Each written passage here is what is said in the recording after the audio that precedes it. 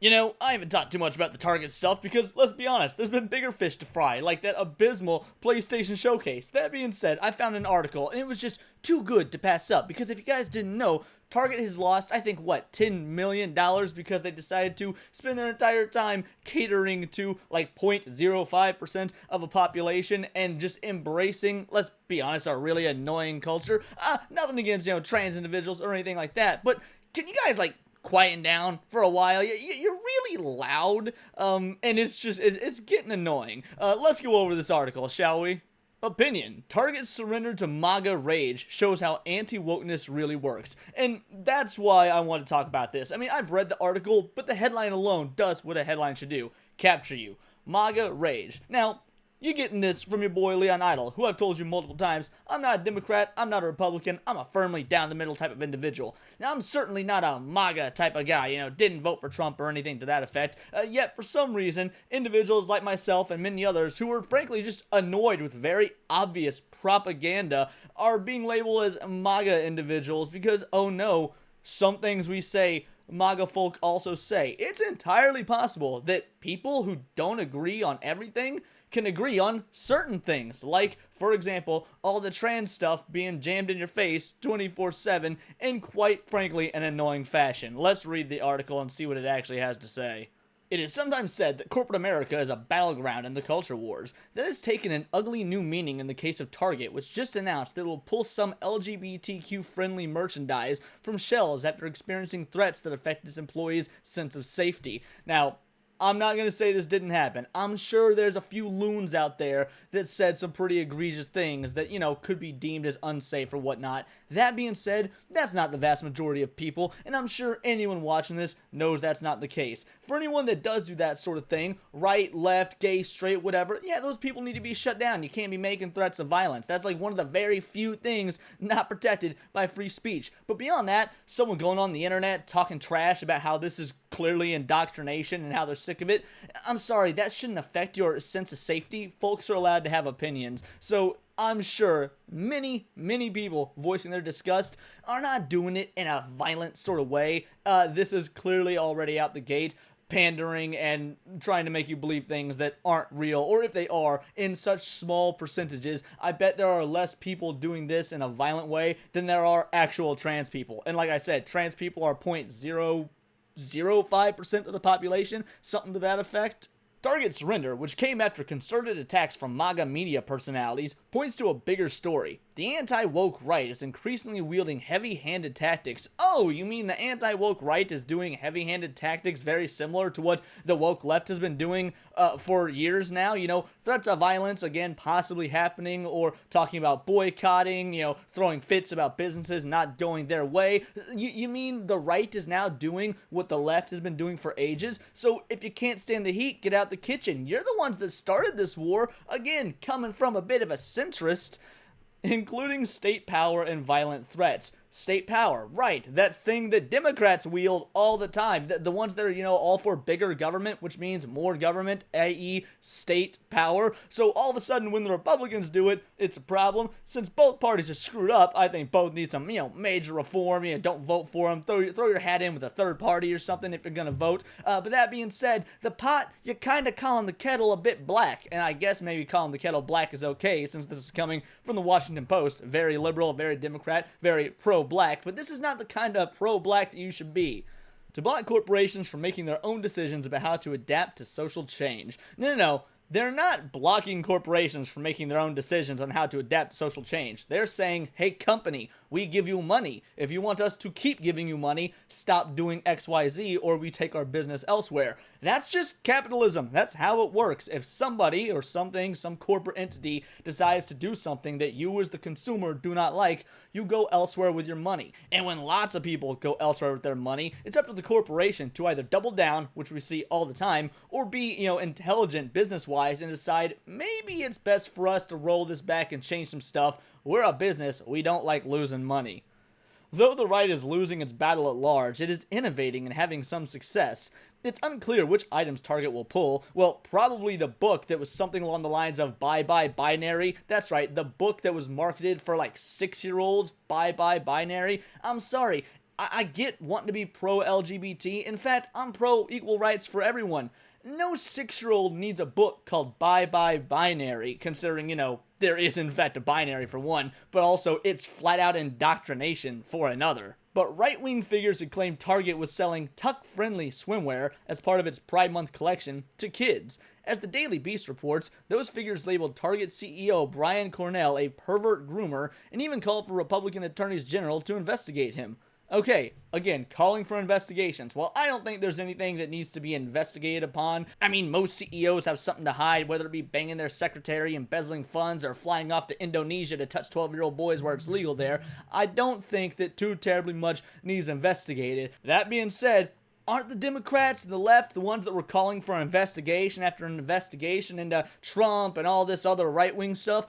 If the Republicans are doing the same thing you've been doing, what's the problem? Is it only okay when you do it? Of course it is. One Arizona man threatened disruptions at Target stores, warning that LGBTQ people are not safe. The right's claim appears to be false. As the Associated Press reports, Target sold swimwear, which allows trans women without gender-affirming operations, bottom surgery, trans people, who haven't cut the dicks off yet, only to adults. But Target backed down, admitting the threats were in response to Pride collection and explicitly promising to remove items that triggered confrontational behavior. And again, maybe there was a couple of loons out there actually giving violent threats, but you know what? That's illegal. Threats of violence are against the law. Just, lock the dude up, do an investigation on him, whatnot. No, they're probably cutting back on this, not because a couple of loons threaten violence, but because they know this is affecting their bottom line. Again, $10 million they've lost. That's a lot of money when it comes to their stocks and whatnot. I'm sure it wasn't $10 million worth of right-wing loons threatening violence. They're just a company that wants to, make money like companies are supposed to do. This is part of a trend. Right-wing activists and Republican politicians have repeatedly sought to make it harder for corporations to embrace liberal social change. So you're flat out calling that's what you want. You want liberal social change. Well, guess what? Not everyone does. And if people, the other side of the aisle doesn't want that liberal social change, it is up to the companies to decide, well, what do we want our money from? The majority or the minority? Because I guarantee you, this is the majority. Most folk, myself included, don't have an issue with adult trans individuals so long as they got nothing to do with kids. But when you're selling books like Bye Bye Binary, and when you're trying to have these, drag shows in schools that are, let's be honest, not as appropriate as you're trying to make it out to be, yeah, people are going to have some issue with that. Again, it doesn't matter if you're right, left, straight, gay. I got plenty of policy beliefs that are left-leaning, Not everything on the right side is, well, right. That being said, when kids are getting involved in, stuff to do with gender, when they should be worried about, arithmetic and recess, yeah, your boy starts to get a little bit uncomfortable. So quit calling for liberal social change if liberal social change means indoctrinating 14-year-olds to get the titties cut off when that is irreversible. Recently, for instance, the right opened fire on Bud Light for prominently sending a personalized beer can to a transgender influencer. It was not just the right, Again, Bud Light has lost whole amounts of money. It's far more catastrophic than Target. So you're telling me that was all the right wing? You think the right wing is so absolutely powerful that they could bring down this entire beer company? If that's the case, why didn't the right wing win the election? You can't sit here and claim that there's so many right wing people that they are able to crash a corporation, but they didn't go out and vote for Trump against Biden.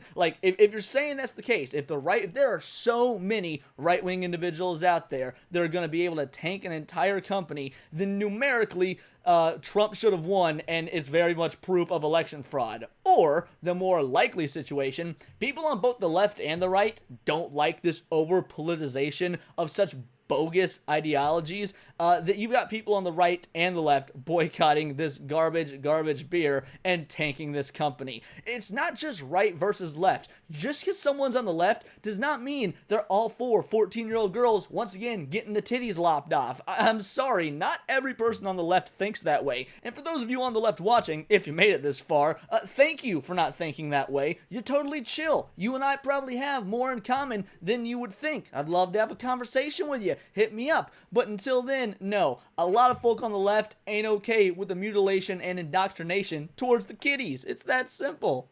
The company put the executives behind the move on leave. Well, yeah, You're going to put any top brass executive on leave, when they cost you untold millions, if not billions of dollars.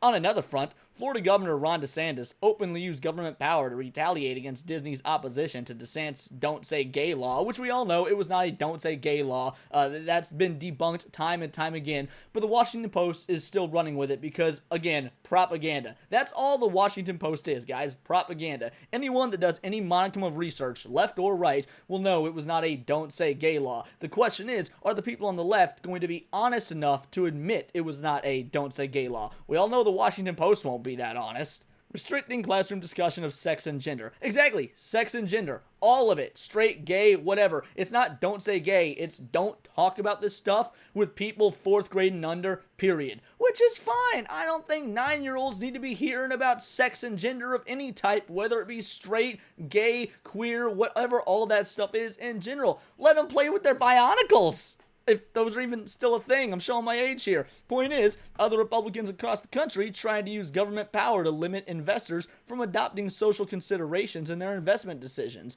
It would be overly simplistic to say that in these cases, corporations, executives, and investors are simply ministering to a majority opinion and that the right represents an angry minority. In the case of Bud Light, the resulting backlash reportedly cut into sales, meaning untold numbers of customers were unhappy with the decision. Correct, untold numbers of customers. And your idea that they are only on the right is insane. You're telling me that only right-wingers drank Bud Light. I got a problem believing that. Most folk across the board enjoy beer, or at least pretend to enjoy beer, if we're being honest. Now, I would be very willing to bet, yeah, it's probably a large contingent of Republicans that drink Bud Light. Like, I bet that if you did the numbers, it's like a 70-30 split, if I had to guess. That being said, quit making it like it's all Republicans when many folk, some of them non-voting that don't give a damn about politics one way or the other, they just see, oh, what are they doing politicizing my beer? I'm out, and they're going to go drink, like, I don't know, Sam Adams or something. A lot of folks don't care about politics one way or the other, and they're seeing this shoved in their face day after day. DeSantis was also re-elected by a large majority of Floridians well after his war on Disney began. Nevertheless, the right's telling of the story is all wrong. In its reading, woke corporate elites are scheming in boardrooms to push the culture in a more progressive direction against the wishes of disempowered, silent, culturally conservative majorities. That's why right-wing figures have trained the fire on woke corporations, often insisting this justifies the use of state power against them. Again, I've seen the left justify the use of state power for so much less than that. It doesn't make it okay. Again, I'm a small government type of guy. I don't like state power being used for, well, really anything unless absolutely necessary, and almost nothing is absolutely necessary. So, yeah, I don't like Republicans using state power. But if the left is going to do it, the right may as well. They need to both get down and dirty if they're going to win this war, because frankly, I'm just tired of looking at it from the outskirts because it's invading my comic books and video games and things that I enjoy. I want this all over with, and frankly, I don't really want either of them to come out the winner, because no matter what, us, the regular folk, are the ultimate loser. In reality, corporations are acting in response to the broader culture. They're making self-interested decisions about how to profit off of cultural shifts, and while such decisions do reinforce that evolution, they are a reaction to a real, on-the-ground change. This is completely bogus. The reason Get Woke, Go Broke is a statement. The reason it's a statement is because it is true. The majority of folk don't like this. You see all these, new genders and stuff pop up on Twitter, and all of a sudden these corporations think, hey, this is the new normal, but it's not. Twitter is not representative of the population. It's a very, very small percentage, and also the anonymity is not taken into consideration. How many dudes claim to be chicks with an anime avatar, claim they're trans? All of a sudden, that anonymous person is now some sort of identity that these corporations think they can market to. That person wasn't going to go to Target and buy your proud to be queer shirt or whatever. That's not something they were going to do. You got to take the anonymity aspect and really look at it. The reason these companies are getting woke and going broke is because they're using Twitter for their marketing without understanding that's not the real world. So yes, you're talking about real on-the-ground change. The change isn't happening like you think it is, or it's not as permanent as you think it is. It's very clearly a fad. Are there real trans people out there? Yes, absolutely. A very, very small amount, because let's be honest, if you're trans in your head, that means something's a bit wrong, because the human race would not have continued if, so many people thought that fucking the same gender was cool, or that they were, in the wrong body or whatnot. Like, that's just not how evolution works. So, you got a lot of these individuals that are confused and or lying, one of the two.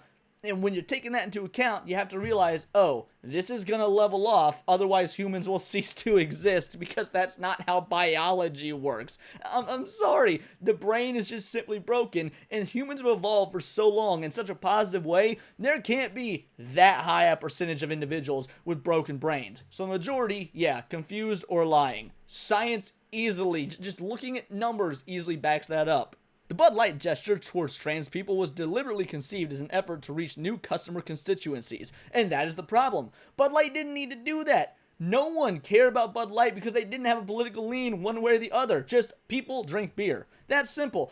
Making, this grandiose, over-the-top statement towards, like, hey, trannies, come drink our beer. It's for you, too. No, your beer was already for them. You didn't need to do that. People were already drinking beer, regardless of what they did or didn't have swinging between their legs, and whether they did or did not like that thing swinging between their legs. Disney's opposition to Don't Say Gay, again, wasn't real, was driven in part by discernible movements in public sentiment on LGBTQ issues, as well as opinion among rank-and-file employees. One thing businesses are very good at is determining the public mood. Princeton University historian Kevin Cruz told me they adjust themselves to that, but they don't. So they used to be. Maybe businesses used to be very good at that. That was before the advent of social media. Social media has changed the landscape, and while it seems like it's been here for a long time, in the grand scheme of things, it really hasn't. You think that a bunch of 60-year-old CEOs have truly adjusted themselves to the modern ideas of social media and what that means for the people that buy their products? No, we are very much still in the capitalist learning phase of this new form